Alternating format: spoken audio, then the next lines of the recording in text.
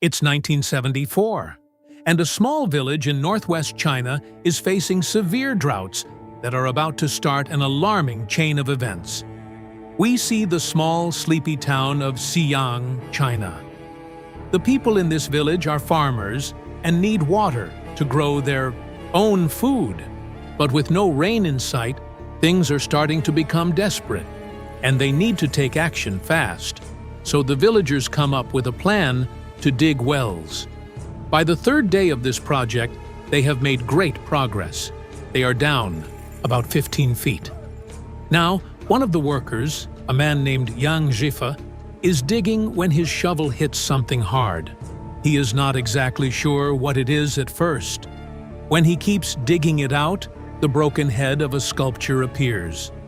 Feeling that he has discovered something important, Yang takes it back to the village, but everyone is afraid to touch it. For the local people, finding the broken head of a statue points to things that may not be good. This could be sacrilegious, or it could have something to do with the ancestors. In any case, it is not the kind of thing you want sitting around your house. Word of the mysterious sculpture spreads quickly, so the government brings in a team to investigate. What they find next is amazing. One by one, these large terracotta warrior statues are uncovered. The men are different in height, uniform, and hairstyle depending on their rank. And the soldiers are armed with real bronze weapons, including axes, crossbows, and spears. Some of them are even mounted on horses and chariots.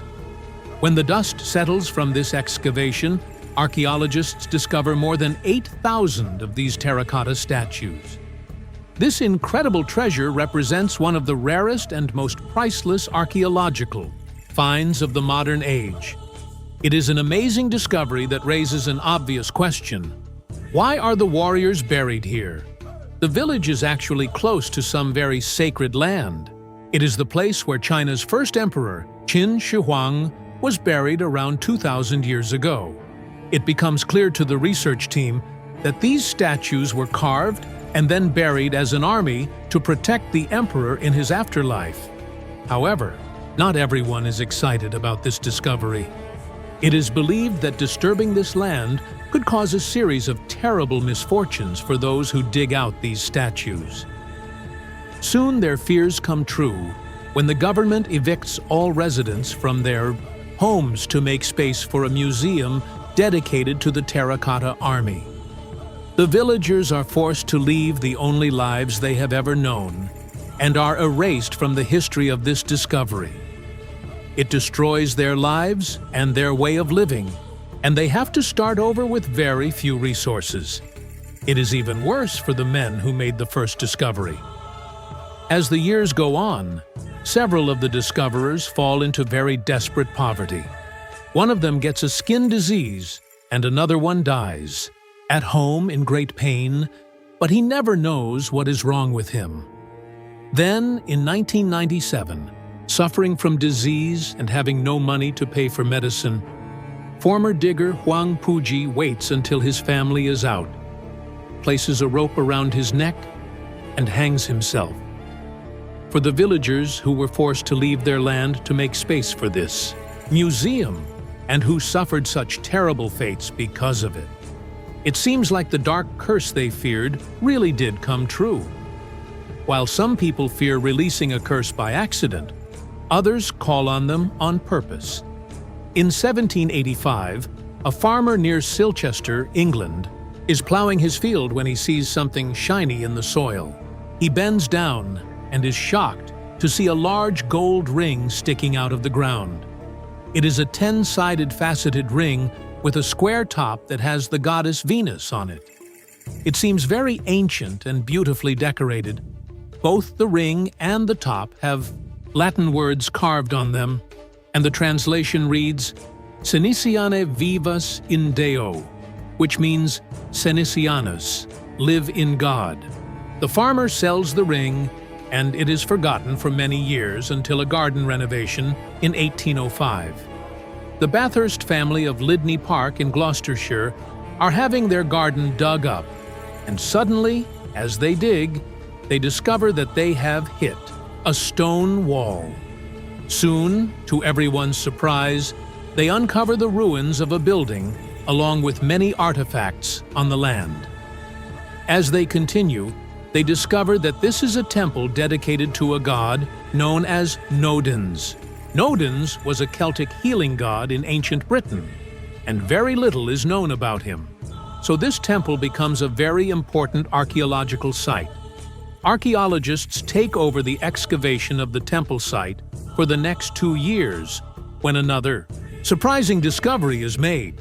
A lead tablet is found, and written on this tablet is a curse. A curse tablet, also called a defixio, is a common part of many ancient religions.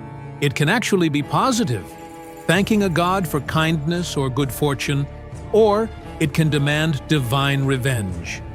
In this case, the writer of the tablet asks for revenge. The translation reads, "For the god Nodens, Silvianus has lost a ring. Do not allow the thief Sinicianus any good health until the ring is returned."